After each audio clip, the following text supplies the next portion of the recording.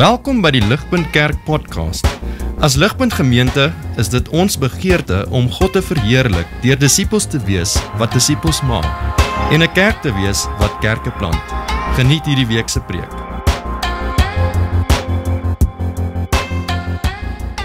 Genesis 38 was die hartseer storie van hoe hy in sy ongeregtigheid stadig maar seker vervreem was van sy familie. En hy het mense begin kuier en hy het in 'n gebroke huwelik gestaan en hy het op 'n seksuele manier droog gemaak en dit was die storie van sy lewe. Maar vriende, wat ons gesien het sover is dat God het nie vir Juda of vir die res se broers toegelos in hulle ongeregtigheid nie.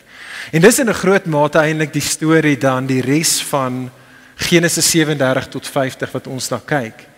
Die hele punt van die storie is dat presies die einste paadjie wat Josef moes stap, letterlik en spreekwoordelik af na Egipte toe verneder, sodat God hom kan verhef.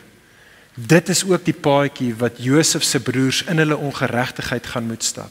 Hulle gaan moet letterlik en spreekwoordelik afgebring word, verneder word af tot in Egipte, sodat God die een sal wees wat hulle op die einde sal verhef.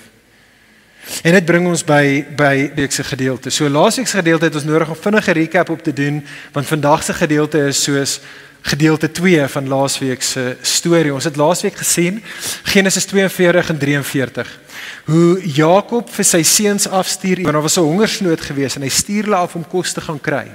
Hy los sy jongste seun, sy nuwe geliefde seun Benjamin by die huis, hy stuur die ander seuns af. Hulle kom tot by Josef. Hulle kom by die heerser in Egipte. Hulle weet nie dis Josef nie, maar Josef weet hierdie is sy broers en so hy toets hulle.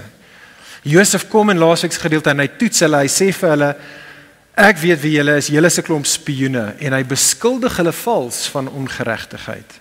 Hy gooi hulle in 'n tronk, hy stuur hulle na 3 dae terug huis toe en hy los die een broer, hy los vir Simeon in die tronk en hy sê vir die ander broers, as julle weer vir Simeon wil sien, dan julle nodig om julle jongste broer Benjamin te gaan haal, dan kan julle weer julle aanry. Jy sien wat ons laasweek gesien het, vriende, is dadelik bevind hierdie broers wat in 'n mate probeer weghardloop van hulle ongeregtigheid van die verlede, word hulle weer gekonfronteer met die verlede, want nou moet hulle teruggaan na die pa toe, weer vir hom moet vertel van sy jongste geliefde seun wat nou ook moet, hulle word weer gekonfronteer met hulle pa in sy seer verlede weer. En dit is wat ons laasweek gesien het.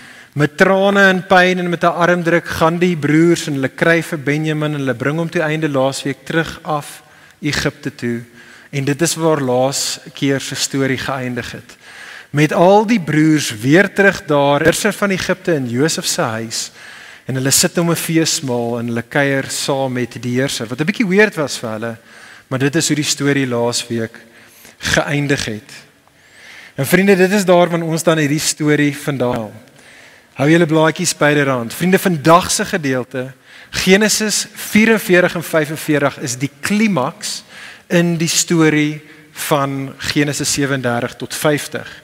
Hierdie is die klimaks in die storie. As Genesis 37 tot 50 'n movie was, 'n rolprent was, ons van hierdie gedeelte vandag is die hoogtepunt in die storie. Dit is hier waar die spanning die heel hoogste punt gaan bereik. Hoofstuk 44 en dit is in hoofstuk 45 waar hierdie spanning dan uiteindelik gaan bedaar word. En hierdie gedeelte fokus op die 2 hoofkarakters in die hele storie sover, op Josef en op die seun, sy broer Juda. Ons kyk na die storie saam. Vriende, sien saam met my hier eerstens Genesis 44. Sien raak die storie van Juda se bekerende hart.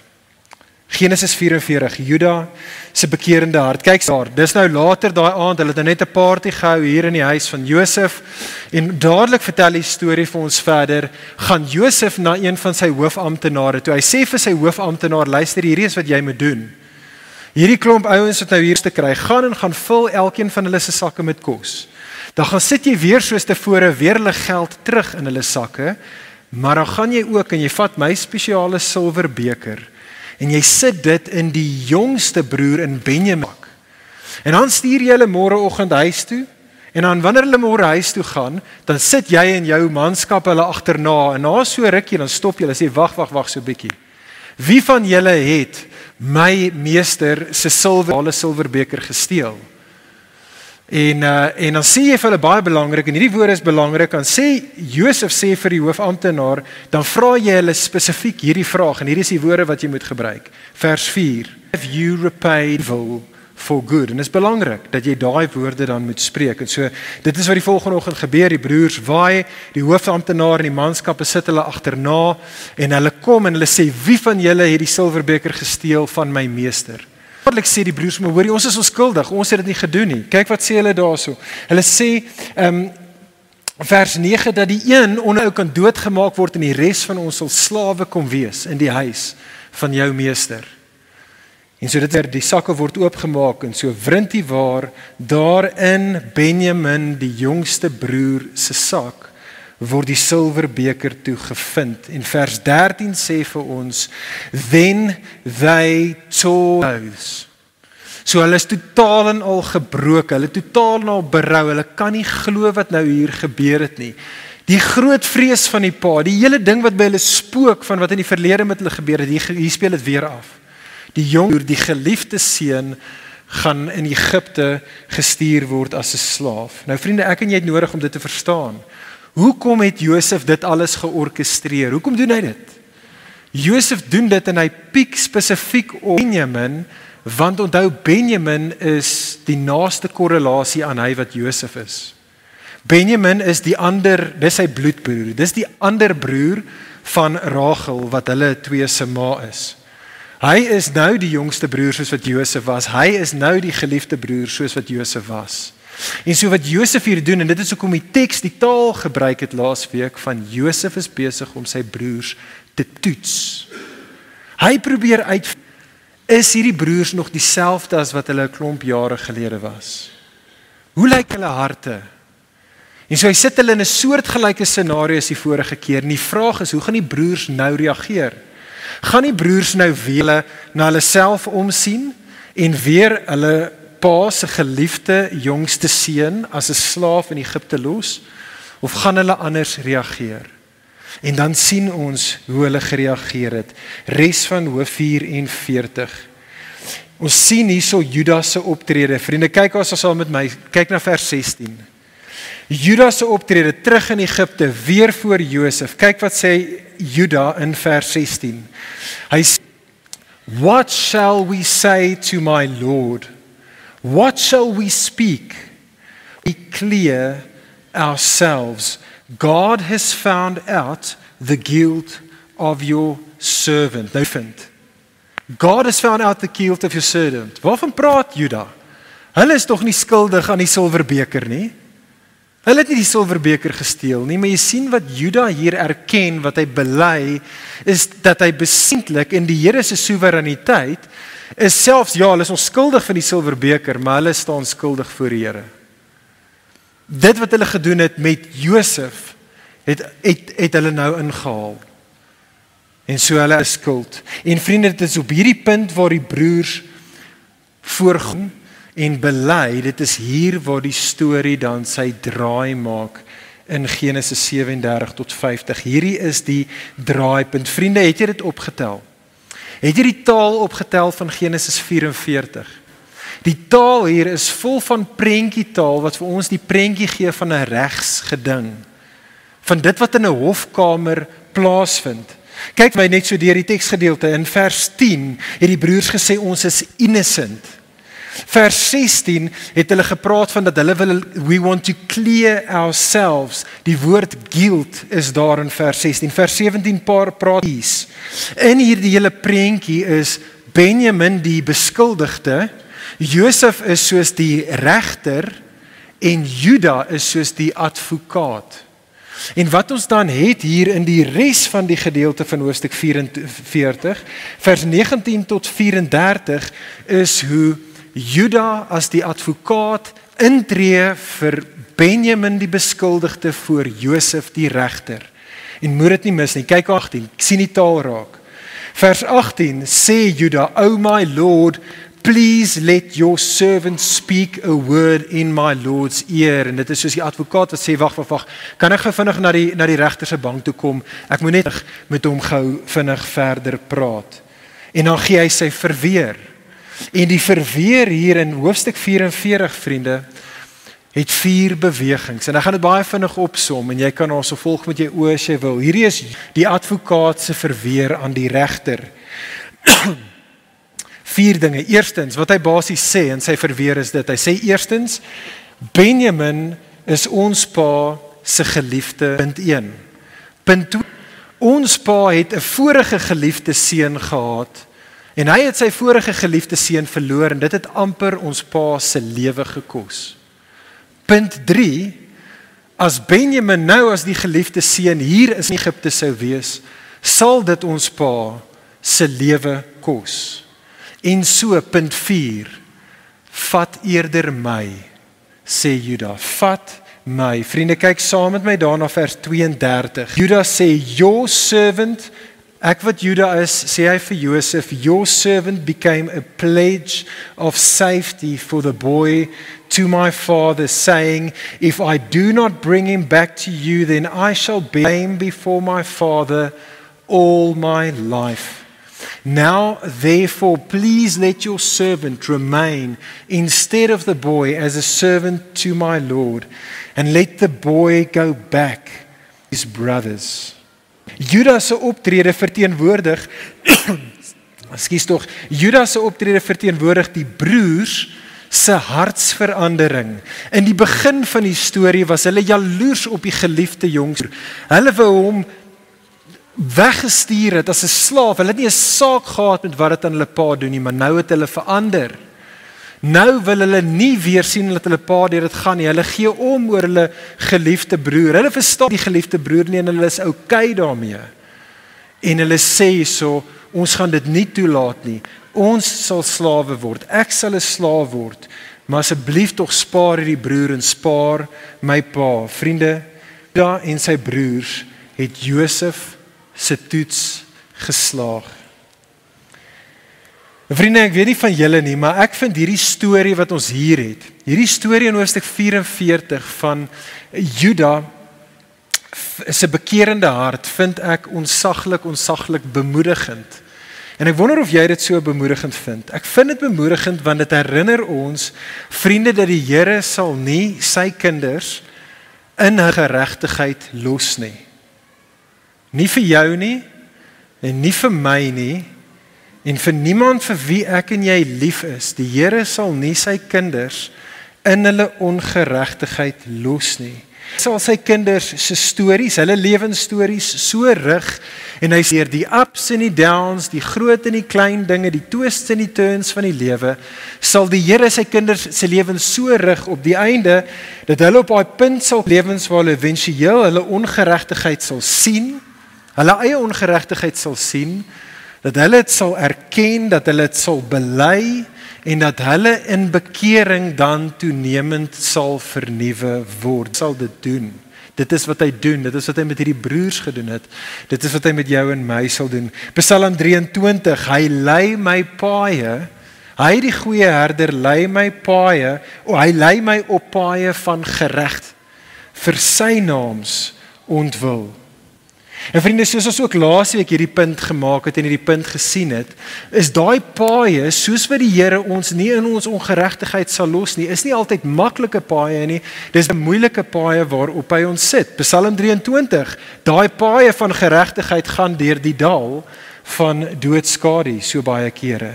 En daai paaie, vriende, in jou en my lewe is ook nie kort paadjies nie. En dit is vir ons in die storie van Josef se broers om dit te verstaan.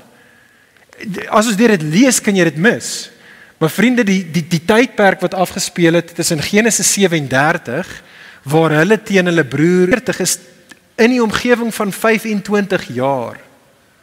Dis 'n 25 jaar storie, hoe die Here met Juda gewerk het. En hoe sy lewe was deur Genesis 37 en 38 deur families en deur hy wat vervreem is van sy familie en gebrokenheid daar in sy huwelik en hy wat in 'n groot skandaal, 'n seksuele skandaal ingeval het en die skaamte wat saam met dit gekom het en in 'n hongersnood wat plaasgevind het en op 'n lang reistog Egipte toe gaan en hulle wat daar vals beskuldig word en hulle wat in 'n tronk opeindig. En dit alles nog steeds met 'n pa wat vir hom kwaad is en broers en alles is net messed up. 25 jaar. En dit alles is om te doen in sy lewe, want die Here is lief vir hom. Want die Here is lief vir ons.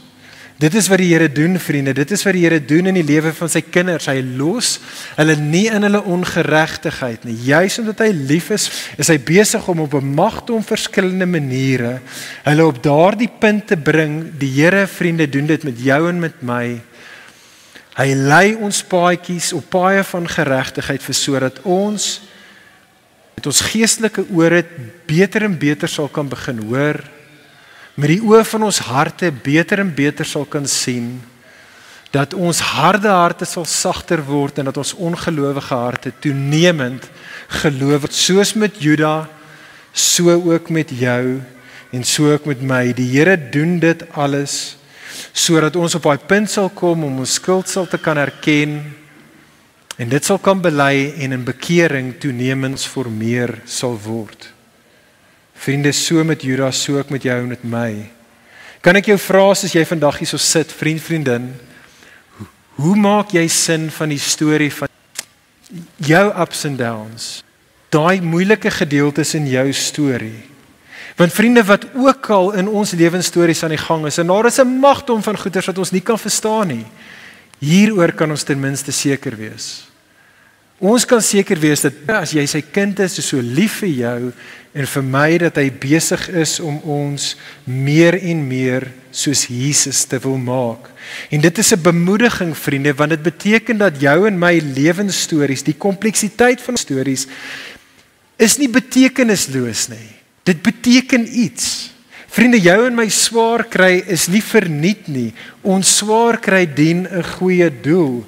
En as ons kinders van die Here is, gaan die storie vir ons einde van die dag goed uitdraai. Kyk saam met my hier op die skerm, bekende woorde van Jakobus hoofstuk 1 vers 2 tot 4. Woorde wat ons herinner aan die storie van Genesis 44 en 45. Woorde vir jou en vir my om te onthou. Jakobus sê vir ons, hierdie is die opdrag aan jou en my, beskou dit as 'n groot vreugde, my broers, wanneer allerhande beproewings julle oorval, omdat julle weet dat as julle geloof getoets word, dit volharding bewerkstellig. Maar julle volharding moet tot volledige ontwikkeling kom, sodat julle volmaak en sonder gebrek kan wees en niks tekort skiet nie. Gelowige, hoor dit vandag, ligpunter, hoor dit soos jy probeer sin maak van jou gebroke lewensstorie, hoor hierdie, hou moed, sien jou beproewings as 'n toets wat jou probeer breek, nê, 'n toets wat jou geestelike, 'n toets wat jou wil nuut maak, wat jou wil perfek maak. God se soewereiniteit doen dit sodat ons geloof verdiep sal word, sodat ons geloof sterk sal word en sodat ons menswees in die proses getransformeer sal word. Dit is Genesis 44. Judas se bekerende hart. Kom ons kyk na die tweede gedeelte van die storie. Genesis 40. Kyk saam met my vriende, blaai om en sien saam met my in Genesis 45 Josef se barmhartige hart.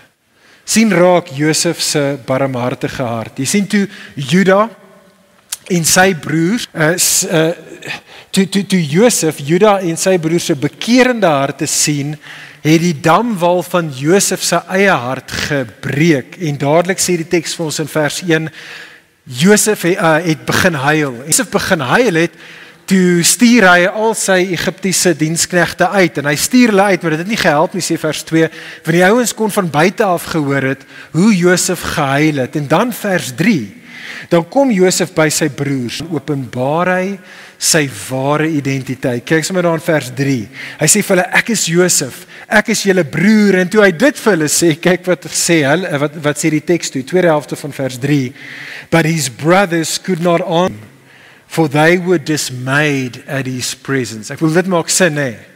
Ek bedoel, die ou, hulle is al klaar soos in so bang vir hom, soos wat hulle voor hierdie magtigste ou in die hele wêreld in Egipte staan. Hulle is al klaar baie, al klaar in 'n tronk gegooi, dinge is klaar shaky. Nou vind hulle uit, daai ou is hulle broer.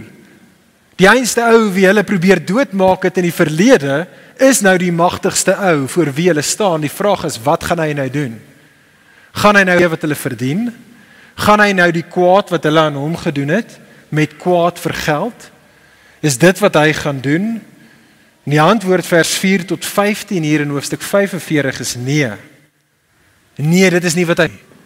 En vriende, moet dit nie mis nie. Hier is een van die mooiste, pragtigste prentjies, dink ek, in die hele Bybel. Moet dit nie mis nie. Sien raak hier Josef se hart teenoor sy broers. Jy moet dit sien. Druk jou neus in die teks, vers 4.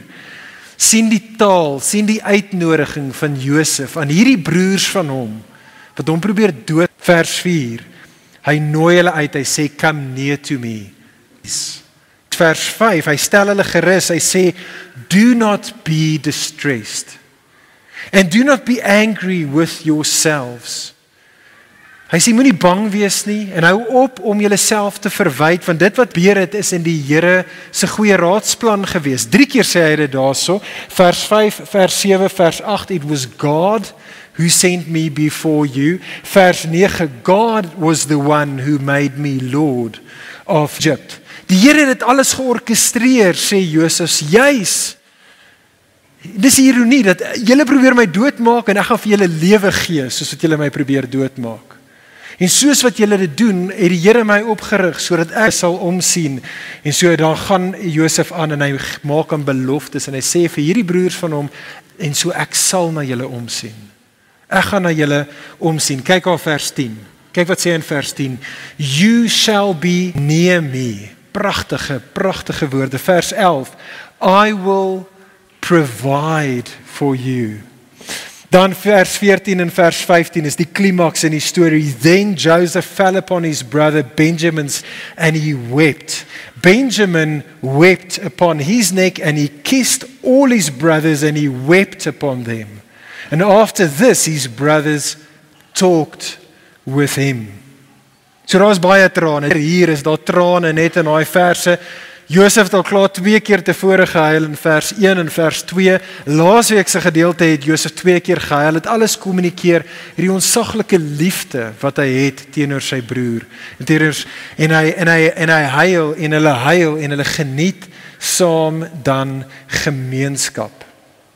Vriende, watter verstommende verandering het net hier plaasgevind in die storie van hierdie broers en al hulle sonde en al hulle ongeregtigheid. Het jy dit opgetel? Kyk weer na hoofstuk 44.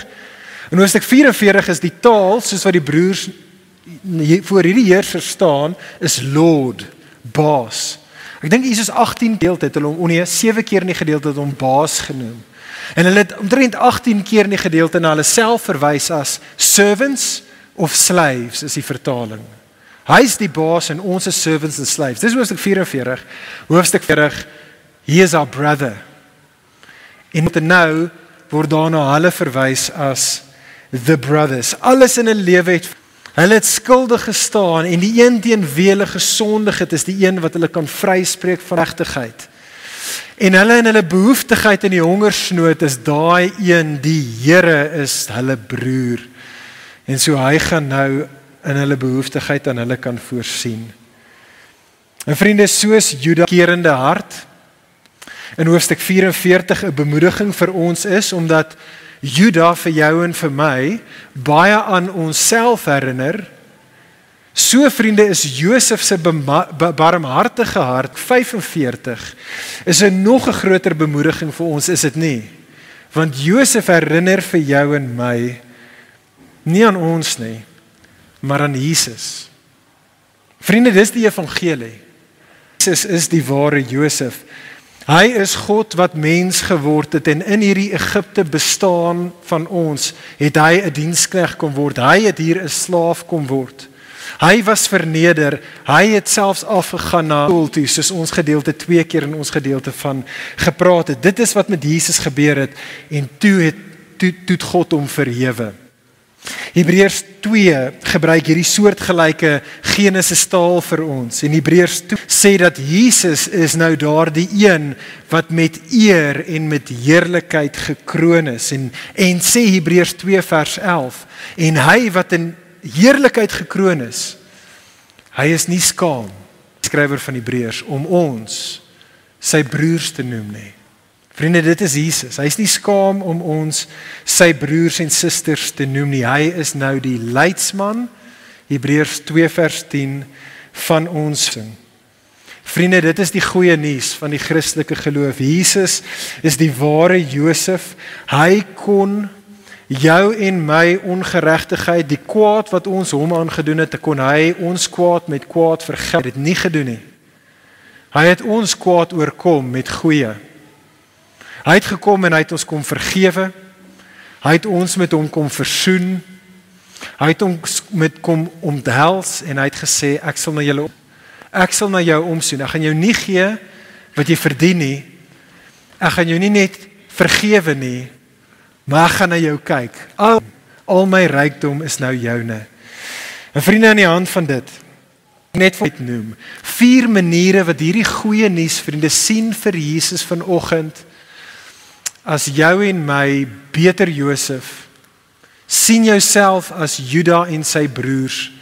4 maniere wat op hierdie verstommende nuus moet reageer.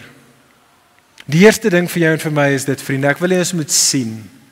Sien asseblief tog Jesus se hart raak. Ek wil hê ons moet Jesus sien vir wat dit is. Kyk saam met my op die skerm. Dit is 'n lang quote. Dit is 'n lang quote uit 'n uitstekende boek, Gentle and Lonely van Dane Ortland.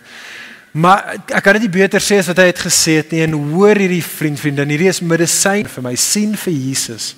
Sien sy hart vir wat dit is.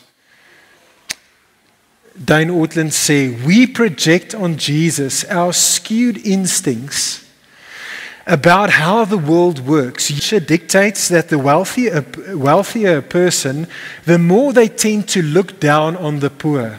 The more beautiful a person, the more they are put off by the ugly. And without realizing what we are doing, they assume that one so high and exalted as Jesus has corresponding difficulty drawing near to the despicable and the unclean.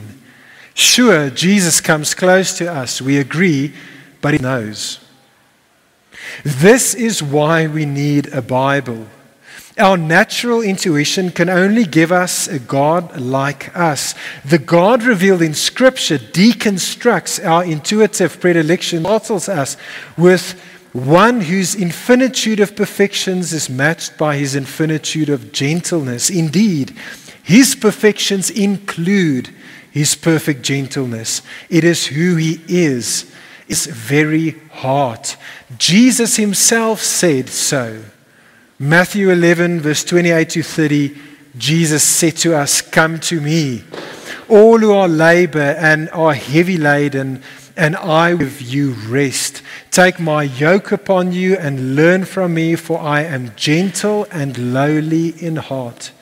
And you will find rest for your souls, for my yoke is easy and my burden is light. Glo dit. Jesus wag nie vir jou om met jou ongeregtigheid. Jesus staan nie en wag met 'n stok vir jou om vir jou te gee wat jy verdien nie. Nee, Jesus is vinnig om jou te vergewe.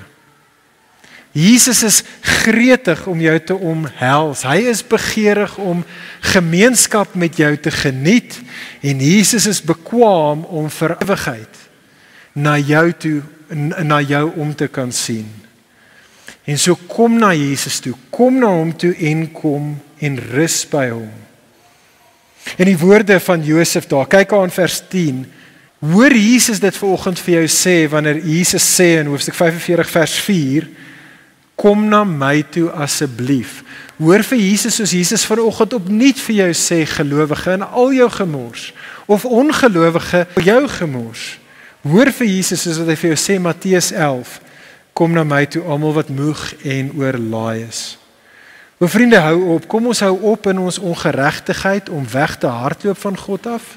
Kom ons hou op probeer wegsteek deur net nicer en meer godsdienstig te wees.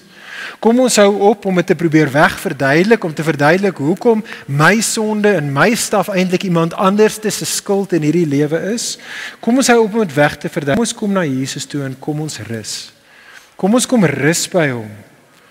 Kom ons kom wandel naby by hom soos Josef se broers hier. So kom ons staan voor Jesus met gebakte hande, soos wat Jesus sê, kom, ek stou in alle realiteit en ek sal na jou omsien. Alles wat jy nodig het, kan jy by my en by my alleen kom vind. Vriende, so kom ons sien Jesus se hart. Kom ons kom na hom toe in rus. Derdens, kom na Jesus. Kom ons geniet hom. Kom geniet gemeenskap met Jesus. Vriende, net soos wat in hierdie storie, nê. Josef se begeerte was nie net bloot om sy broers te vergewe nie. Vergifnis was to a much greater end. Hy vergewe hulle sodat hy gemeenskap met hulle kan geniet. Hy vergewe hulle vir verhouding, sodat hulle daar so vers 15 met hom, dat hy hulle kan omhels en dat hy hulle kan soen en dat hy hulle kan druk en mekaar kan gesels. En dit is die Here se hart vir jou. Hy wil nie net die insurance policy vir jou teken sodat jy eendag hemel toe kan gaan, dat jou sondes vergewe kan word. Dit is verhouding met hom, gemeenskap nou en vir alle ewigheid. Sodat jy nou, soos vers 15, met hom kan gesprek voer. Sodat jy nou in 'n lewende verhouding met hom kan wandel, waar jy na hom luister deur sy woord, en jy luister na hom in sy mense, en jy praat met hom terug. Jy praat met hom in gebed. Vriende, dit is wat Jesus kom doen het vir ons. Dit is hoekom hy voor ons uitgegaan het Egipte toe, dat ons in verhouding met hom, gemeenskap met hom kan geniet. Maar kom en geniet dan ook Jesus se geregtigheid. Kom geniet sy geregtigheid. Het jy daai pragtige prentjie gesien daarso in vers 22? Kyk saam met my na hierdie beeld. Die beeld hier aan die einde van die storie, beautiful, is waar Josef gaan en hy gee vir sy broer, sê die teks, nuwe klere. Hoekom gee hulle vir nuwe klere? Want hulle ou klere is flenters geskeur. Kan jy dit onthou, hoofstuk 44? Hoofstuk 44, in hulle sonde, in hulle gebrokenheid, soos hulle aan die einde van hulle self gekom het hulle klere geskeur. Nou hy sê, jou flentersklere weens jou ongeregtigheid, hier is nuwe koningsklere wat ek vir jou aantrek.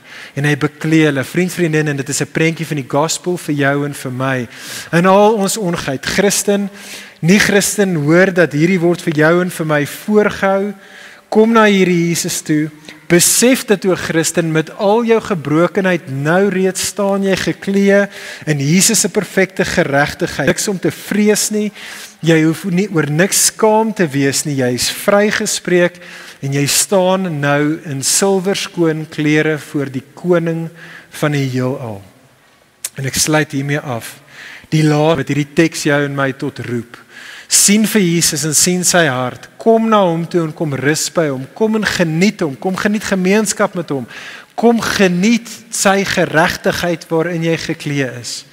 En dan laastens na Jesus toe kom nie. Laastens soos ek afsluit. Kom ons gaan dan. Gaan en vertel. Want dit is wat hier die storie eindig, nê? Die storie eindig met Josef wat vir sy broers sê om terug te gaan na Jakob en die res van die familie toe. En gaan vertel, en dan sê die teks, weer in sy pragtige prentjie, kyk saam met my daar, so vers 26, en die broers, and they, Joseph's brothers, told him, Joseph is still alive, and he is ruler over all the land of Egypt. In vers 27 sê, and Jacob's spirit revived, the spirit of their father Jacob revived with. Vriende, die feit dat Jesus, die Heer van alle Here, ons broer is goeie nuus.